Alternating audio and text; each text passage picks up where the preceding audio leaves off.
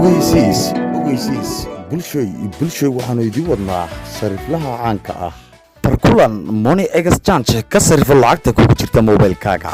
haddaba daawade barkulan money exchange waxa uu adeegi ku adeegaya adiga ee ka sarifo adigoon meel la tegin lambar kalena aan raadsan kaga sarifo lambarkan 3 ibir 5 ibir 1 4 kaga sarifo telesom 3 ibir 5 ibir 1 4 kaga sarifo barkulan money exchange. shirkadda Somtel kaga sarifo 65441543 lambarka Somtel kaga sarifo wuxuuna barkulan money exchange lagaga sarifto lacagaha oo ku jira moobilka. haddaba bulshoy ka sarifo lacagta kugu jirta moobilkaaga Somtel iyo Telesom kaga sarifo lacagtaada dollarka ah ee kugu jirta si aad cash ugu bedelato lambarkan kaga sarifo 3 ibir 5 ibir 1 4 kaga sarifo 305 01 4 soddon konton 14 kaga sarifo.